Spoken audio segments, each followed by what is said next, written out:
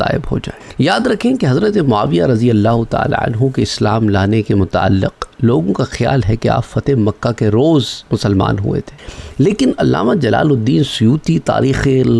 الخلفاء میں لکھتے ہیں کہ اسلم ہوا و ابوہ یوم فتح مکہ وشہد حنینا وکان من المؤلفۃ قلوبہم ثم حسن اسلامہم۔ وہ معاویہ اور ان کے والد ابو سفیان فتح مکہ کے روز مسلمان ہوئے، غزوہ حنین میں شرکت کی، مؤلفۃ القلوب میں سے تھے، پھر آپ کا اسلام درست ہو گیا۔ لیکن محققین کے نزدیک یہ بات پایہ ثبوت کو نہیں پہنچتی جو علامہ سیوطی نے لکھی ہے۔ علامہ ذہبی ابن عساکر اور ابن تیمیہ کی تحقیق کے مطابق آپ 6 ہجری اور 8 ہجری کے درمیان اسلام لائے تھے، اور ابن حجر نے تقریب التہذیب میں لکھا ہے کہ معاویہ ابن سفیان خلیفۃ الصحابی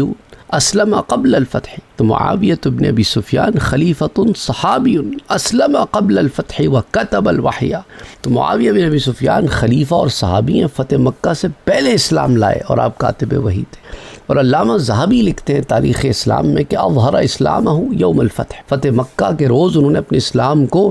ظاہر کیا جس کو وہ پہلے چھپائے ہوئے تھے۔ علامہ ذہبی کے علاوہ اور بھی کئی مورخین نے یہ لکھا ہے کہ حضرت معاویہ رضی اللہ تعالی عنہ عمرۃ القضاء کے موقع پر اسلام لائے، لیکن اپنے اسلام کو اپنے والدین سے چھپا کے رکھا۔ وہ کہتے ہیں کہ کان معاویۃ یقول انہ اسلم عام القضیہ وانہ لقی رسول اللہ صلی اللہ علیہ وسلم مسلما وکتم اسلامہ من ابیہ و امہ، کہ حضرت معاویہ خود فرماتے ہیں کہ وہ عمرۃ القضاء کے موقع پر اسلام لائے اور حضور صلی اللہ علیہ وسلم سے مسلمان ہو کر ملے، لیکن اپنے باپ اور اپنی ماں سے اسلام کو چھپا کے رکھا۔ اسد الغابہ کی جلد 4 صفحہ 385، تہذیب الاسماء واللغات جلد 2 صفحہ 102، البدایہ والنہایہ کی جلد 8 صفحہ 117، تاریخ بغداد کی جلد 1 صفحہ 207۔ علامہ ابن حجر عسقلانی اپنی مشہور کتاب فتح الباری شرح صحیح بخاری کی جلد 7 صفحہ 82 پہ لکھتے ہیں کہ بعض وجوہ کی بنا پر آپ نے اپنے ایمان کو چھپائے رکھا، جن میں سب سے بڑی وجہ کفار مکہ کی مسلمانوں پر سختی تھی، کیونکہ وہ زمانہ ایسا تھا کہ زبان سے لا الہ الا اللہ نکالنا سارے عرب کو اپنی مخالفت کی دعوت دینا تھا۔ امام المؤذنین حضرت بلال رضی اللہ تعالی عنہ، حضرت عمار ابن یاسر، حضرت صہیب رومی اور حضرت خباب رضی اللہ تعالی عنہم کی ایذاؤں کا نقشہ آپ کے سامنے تھا، اور اس کی تفصیلات پھر طبقات ابن سعد میں موجود ہیں، الاستعیاب میں موجود ہیں۔ اچھا، پھر خود حضور صلی اللہ علیہ وآلہ وسلم کی جانب بھی ان لوگوں کا جو معاملہ رہا ہے کہ جب آپ لوگوں سے فرماتے کہ ایھا الناس قولوا لا الہ الا اللہ تفلحوا، اے لوگوں لا الہ الا اللہ کہو فلاح پاؤ گے، تو لوگ پیچھے سے پتھر مارتے اور زور زور سے چلاتے کہ ایھا الناس لا تطیعوہ فانہ کذاب معاذ اللہ استغفر اللہ العظیم، کہ لوگوں اس کی بالکل نہ سننا، معاذ اللہ جھوٹا ہے۔ کنز العمال کی حدیث ہے، پھر مسند امام احمد میں بھی آتی ہے، فتح الباری کی جلد 7 صفحہ 130 پر، اور پھر شرح زرقانی کی جلد 1 صفحہ 252 پر، عیون الاثر جو ابن سید الناس کی لکھی ہوئی ہے اس کی جلد 1 صفحہ 104 پر۔ پھر حضرت معاویہ کے گھریلو ماحول کا دباؤ بھی آپ کے ایمان کے اظہار میں رکاوٹ تھا، کیونکہ ابو سفیان اس زمانے میں قریش کے سردار اور قائد تھے اور حضور کی مخالفت میں پیش تھے، تو بھلا وہ کیسے برداشت کر سکتے تھے کہ خود ان کے گھر میں اسلام کا چشمہ جو ہے وہ یوں جاری ہو جائے۔ چنانچہ وہ خود فرماتے ہیں اسلمت یوم عمرۃ القضاء ولکنی کتمت اسلامی من ابی الی یوم الفتح۔ حضرت معاویہ خود فرماتے ہیں، جس کو البدایہ والنہایہ میں نقل کیا گیا ہے، کہ میں عمرہ قضاء کے روز اسلام لایا تھا، لیکن اپنے والد کے ڈر سے فتح مکہ تک اپنے اسلام کو چھپائے رکھا۔ اور ایسے ہی حافظ ابن حجر عسقلانی نے الاصابہ کی جلد 3 صفحہ 433 پر لکھا ہے کہ ان وجوہ کی بنا پر حضرت معاویہ مجہور و مقہور تھے، اور اسلام لانے کے باوجود اس زمانے میں اپنے اسلام کا اظہار نہ کر سکے، اور اس روز اس کا اظہار کیا جس روز آپ کے والد حضرت ابو سفیان دولت ایمان سے مشرف ہوئے۔ تو اس بارے میں حضرت معاویہ کا بیان زیادہ حیثیت رکھتا ہے، کیونکہ ان کے والد سردار مکہ اور مسلمانوں کے خلاف برسر پیکار ہونے والے قریباً ہر لشکر کے سپہ سالار تھے۔ اور حافظ ابن حجر اس ضمن میں لکھتے ہیں کہ ابن سعد کے بیان کے مطابق حضرت معاویہ رضی اللہ تعالی عنہ فرماتے ہیں کہ میں عمرۃ القضاء سے قبل اسلام لایا، لیکن میں اپنی ماں کے خوف سے مدینہ ہجرت کر کے نہ جا سکا، کیونکہ وہ مجھے کہتی تھی کہ اگر تو مدینے کی طرف گیا تو ہم تیرا دانا پانی بند کر دیں گے۔ الاصابہ جلد 3 صفحہ 413۔ اور مورخین کے بیان کے مطابق اس وقت آپ کی عمر 18 سال تھی۔ 18 سال کی عمر ایک ایسی ہوتی ہے جس میں انسان مرعوب ہونے کے چانسز بہت زیادہ ہوتے ہیں اپنے ماں باپ سے، انہوں نے اپنے اسلام کو پھر کئی سال چھپائے رکھا، اور چنانچہ ابن اسیر کے الفاظ یہاں پہ نقل کیے گئے ہیں، لیکن اسلام کا چھپانا صرف والدین سے تھا۔ حضور کو انہوں نے اپنے مسلمان ہونے کے بارے میں صاف طور پہ بتا دیا تھا، چنانچہ خود فرماتے ہیں جیسا کہ نسب قریش کی صفحہ 121 پر اور تاریخ بغداد کی جلد 1 صفحہ 208 پر آتا ہے، حضرت معاویہ رضی اللہ تعالیٰ عنہ فرماتے ہیں میں عمرۃ القضاء کے سال دولت اسلام سے مشرف ہوا اور حضور صلی اللہ علیہ وآلہ وسلم سے ملاقات کر کے میں نے ان کو اپنا اسلام کے بارے میں بتا دیا اور آپ نے اسے قبول بھی فرما لیا صلی اللہ علیہ وآلہ وسلم۔ پھر حضرت معاویہ نے سرکار دو عالم کو تو اپنے مسلمان ہونے کے بارے میں بتا دیا تھا، لیکن گھر والوں اور مکے کے عام لوگوں سے اپنے اسلام کو چھپا کے رکھا تھا، اظہار نہ کیا تھا، اور عام لوگوں کے سامنے آپ نے اپنے مسلمان ہونے کا اعلان فتح مکہ کے روز کیا۔ اسی وجہ سے علامہ سیوطی جیسے لوگوں کو یہ شبہ ہو گیا کہ فتح مکہ کے روز آپ ایمان لائے۔ چنانچہ خود فرماتے ہیں کہ جب فتح مکہ کا سال آیا تو میں نے اس روز اپنے اسلام کا برملا اظہار کیا، میں سرکار دو عالم صلی اللہ علیہ وآلہ وسلم کی خدمت اقدس میں حاضر ہوا اور آپ نے مجھے خوش آمدید فرمایا۔ البدایہ والنہایہ جلد 8 صفحہ 118 اور طبقات ابن سعد جلد 7 صفحہ 128۔ آپ کے اسلام لانے کے اس واقعے کو قریباً ہر مورخ نے بیان کیا ہے، جس کی تفصیل جو ہے یاد دینے کی ضرورت نہیں ہے، لیکن میں نے آپ کو اختصاراً بتا دیا ہے۔ تاریخ الاسلام امام ذہبی کی اٹھا کے دیکھ لیں اور دیگر آپ تاریخ کی کتابیں اٹھا کے دیکھ لیں، تو جن لوگوں نے ان کا فتح مکہ کے روز مسلمان ہونا لکھا ہے ان کو حضرت ابو سفیان کی ایمان لانے سے اس شبہ گزرا کہ سیدنا معاویہ بھی اسی روز ایمان لائے، جیسا کہ امام سیوطی وغیرہ نے تاریخ الخلفاء میں لکھا ہے کہ ابو سفیان رضی اللہ تعالیٰ عنہ بھی فتح مکہ سے ایک دن قبل ایمان لائے تھے، اور ان کے مسلمان ہونے کے بعد ہی حضور صلی اللہ علیہ وسلم نے یہ اعلان فرمایا تھا، جو صحیح مسلم کی روایت ہے، تہذیب التہذیب میں بھی آتی ہے، مسند امام احمد میں بھی آتی ہے کہ من دخل دار ابی سفیان فہو آمن، کہ جو ابو سفیان کے گھر میں داخل ہوا وہ بھی امن میں ہوگا۔ تو ان ابو سفیان کے ایمان لانے کی تفصیل بھی بیان کی جاتی ہے کہ حضور صلی اللہ علیہ وسلم نے جب فتح مکہ کا ارادہ فرمایا تو آپ کے ساتھ 10,000 صحابہ تھے۔ رمضان المبارک کا مہینہ 8 ہجری، نماز عصر کے بعد مکے کی جانب آپ روانہ ہوئے۔ فتح الباری میں تفصیلات آتی ہیں اور دیگر کتب میں بھی آتی ہیں، اور جب آپ ذوالحلیفہ کے مقام پر پہنچے تو حضرت عباس اپنے اہل و عیال کے ساتھ مکے سے ہجرت فرما کر مدینہ جاتے ہوئے حضور سے ملے، اور سیدنا عباس نے سامان اور اہل و عیال کو تو مدینہ کی جانب بھیج دیا اور خود لشکر اسلام میں شامل ہو گئے۔ جب آپ صلی اللہ علیہ وسلم کا لشکر وادی مر زہران پر پہنچا تو حضور نے ہر لشکری کو اپنے خیمے کے سامنے آگ جلانے کا ارشاد فرمایا تاکہ کوئی دشمن کا جاسوس ہو تو اس پر لشکر کی کثرت کی باعث ایک روب پڑے۔ چنانچہ مر زہران کا میدان تاریکی میں روشنی کی کثرت سے وادی ایمن بنا ہوا تھا۔ اسی رات ابو سفیان، حکیم ابن حزام اور بدیل بن ورقہ تحقیقات کے لیے یہاں آئے ہوئے تھے، اور اسلامی لشکر کی اس قدر کثرت کو دیکھ کر بہت مرعوب ہو گئے تھے۔ تو قریش نے وہ مسلمانوں پر بہت ظلم و تشدد کیے تھے، لیکن پھر بھی وہ حضور اور اکثر صحابہ کے رشتہ دار اور خاندان کے افراد تھے، اور مکے میں ان کے عزیز و اقارب موجود تھے۔ حضرت عباس رضی اللہ تعالیٰ عنہ چونکہ حال ہی میں وہاں سے ہجرت کر کے آئے تھے اور وہاں کے بہت بڑے تاجر ہونے کی وجہ سے ہر چھوٹے بڑے سے ان کے تعلقات بھی تھے، تو اس وجہ سے ان کے دل میں یہ خیال آیا کہ اگر قریش نے حضور کے مکے میں فاتحانہ انداز میں داخل ہونے سے پہلے امان نہ لی تو شاید سب تباہ ہو جائیں گے۔ چنانچہ اس تلاش میں نکلے کہ اگر کوئی مکے جانے والا آدمی مل جائے تو اس کی زبانی قریش سے یہ کہلا بھیجے کہ حضور صلی اللہ علیہ وسلم وادی مر زہران تک تو پہنچ گئے، لہٰذا وہ لوگ آ کر اپنی جان بخشی کروا لیں۔ تو اتفاقاً حضرت عباس اسی سمت میں نکلے جس طرف ابو سفیان، حکیم ابن حزام اور بدیل وغیرہ تھے۔ تو ابو سفیان کی آواز سن کر حضرت عباس نے اس کو پکارا اور انہوں نے آواز کو پہچان کر کہا کہ یا ابا الفضل، جو حضرت عباس رضی اللہ تعالیٰ عنہ کی کنیت تھی۔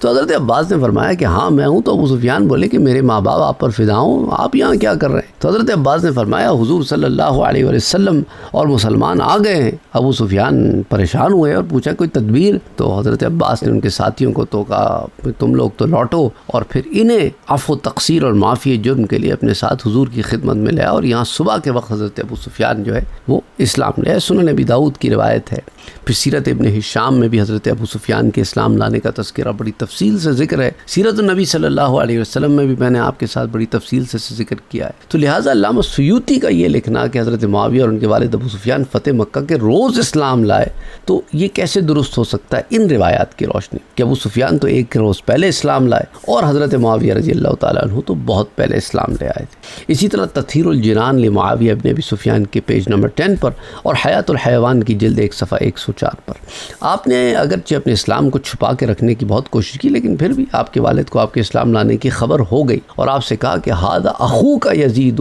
وہو خیر منک علی دین قومہ. تو حضرت معاویہ کے ایک بھائی تھے یزید، ایک تو بیٹا یزید ہے، ایک بھائی بھی یزید تھے. تو ابو سفیان نے کہا کہ تم سے تو تمہارا بھائی یزید ہی اچھا ہے جو اپنے آبائی دین پر قائم ہے. اور یہ جملہ بھی البدایہ والنہایہ کی جلد 8 صفحہ 117 پر، طبقات ابن سعد کی جلد 7 صفحہ 128 پر موجود ہے. تو حضرت معاویہ رضی اللہ تعالیٰ عنہ خود فرماتے ہیں کہ حضور صلی اللہ علیہ وسلم جو عمرہ قضا کے لیے مکہ تشریف لائے تو میں اس وقت آپ کے رسول ہونے کی تصدیق کرتا تھا، یعنی مسلمان تھا. پھر جب 8 ہجری میں آپ فتح مکہ کے موقع پر مکہ تشریف لائے تو میں آپ کی خدمت میں حاضر ہوا، اپنے اسلام کا اظہار کیا اور حضور نے اس پر بڑی خوشی کا اظہار فرمایا، جیسا کہ البدایہ والنہایہ میں آتا ہے، ذوالغابہ میں آتا ہے. اور درایتاً بھی یہی بات درست ثابت ہوتی ہے، کیونکہ فتح مکہ سے قبل آپ نے اسلام کے خلاف کسی جنگ میں شرکت نہیں فرمائی، حالانکہ آپ کے والد اور خاندان کے دوسرے افراد ان جنگوں میں جاتے تھے. تو اس سے کیا معلوم ہوا کہ آپ 6 ہجری اور 8 ہجری کے درمیان ایمان لائے، جیسا کہ تاریخ الخمیس میں بھی اس پر اشارہ ملتا ہے. لیکن اپنے اسلام کو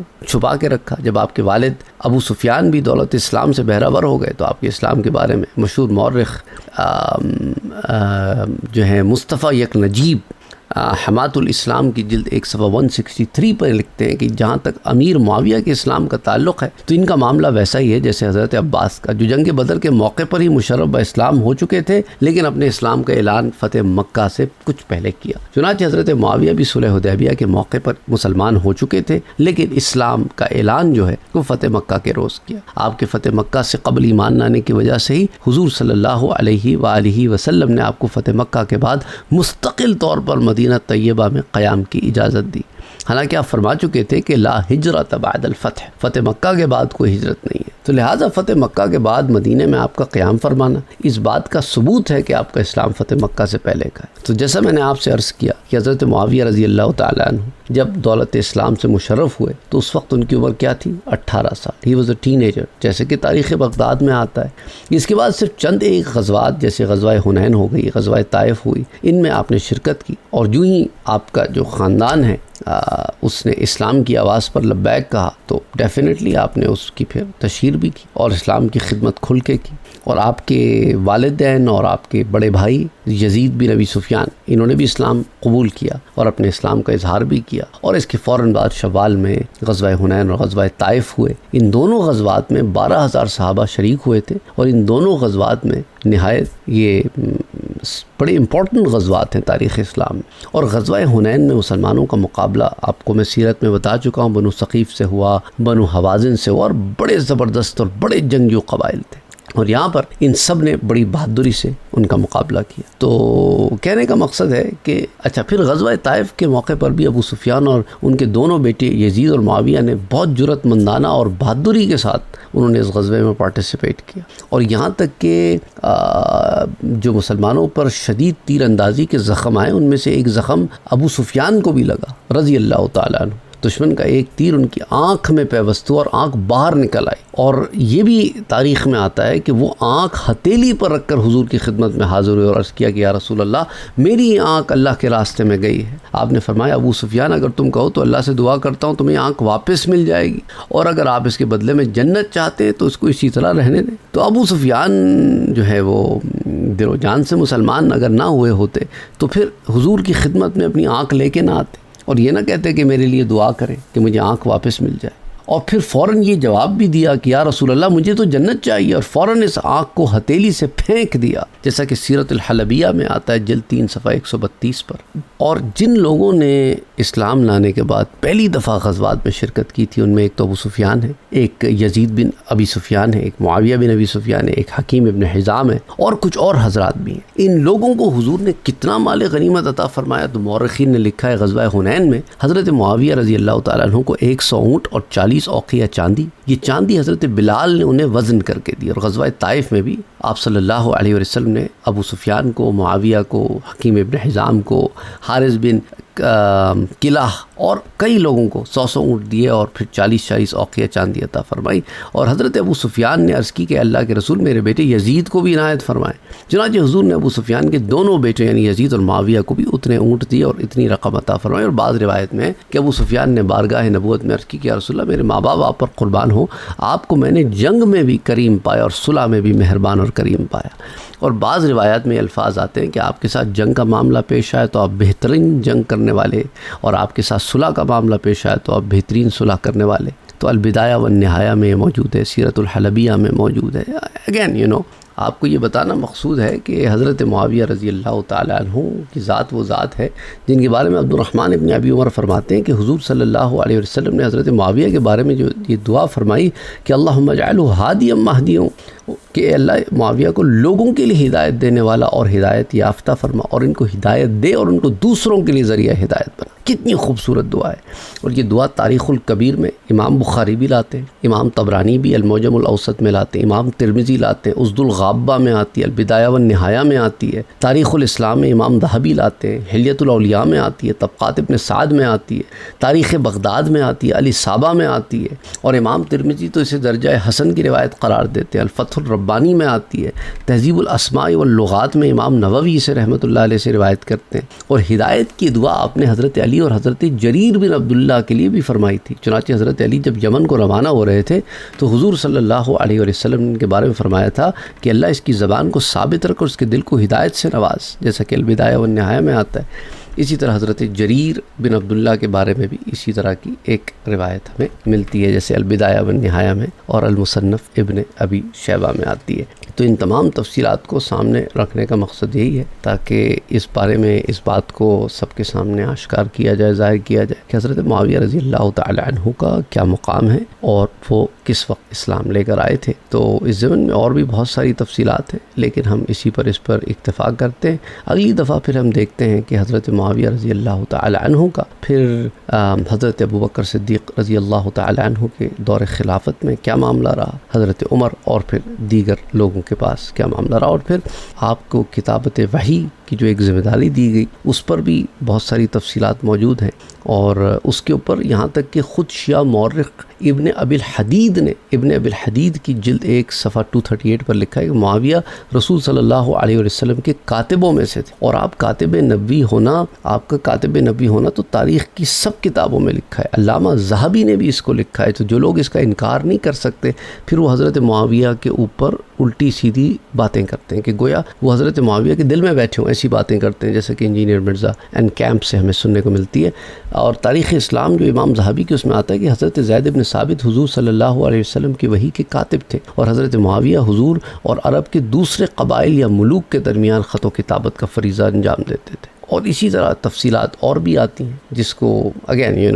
I don't have to go and into every little detail that comes in the books. تو تاریخ الکبیر اٹھا کے دیکھ لیں، اسد الغابہ اٹھا کے دیکھ لیں، الاصابہ اٹھا کے دیکھ لیں، صحیح ابن حبان اٹھا کے دیکھ لیں. کئی کتب میں آپ کو المستدرک امام حاکم میں آپ کو روایات مل جائیں گی، معجم البلدان میں آپ کو روایات مل جائیں گی. you name it. مسند امام احمد میں، مجمع الزوائد میں، کئی کتب میں جس میں تاریخ کی کتابیں بھی ہیں، حدیث کی کتابیں ہیں، سیرت الحلبیہ جو ہے اس میں آپ کو تفصیلات مل جائیں گی. یہاں تک کہ تاریخ یعقوبی میں بھی آپ کو تفصیلات مل جائیں گی کہ تاریخ یعقوبی میں آتا ہے جلد 2 صفحہ 80 پر کہ حضور صلی اللہ علیہ وسلم کے کاتبین جو آپ کے لیے وہی مراسلات اور معاہدات اور مواثیق وغیرہ لکھتے تھے وہ سیدنا علی بن ابی طالب تھے، حضرت عثمان بن عفان تھے، عمر بن عاص تھے، معاویہ بن ابی سفیان تھے اور شرحبیل بن حسنہ تھے. تو anyway انشاءاللہ تعالیٰ پھر نیکسٹ ٹائم ہم دیکھتے ہیں کہ حضرت ابوبکر صدیق رضی اللہ تعالیٰ عنہ کے دور خلافت میں حضرت معاویہ رضی اللہ تعالیٰ عنہ کا کیا کردار رہا. وما علینا الا البلاغ. اللہم صلی علی محمد وعلی آل محمد.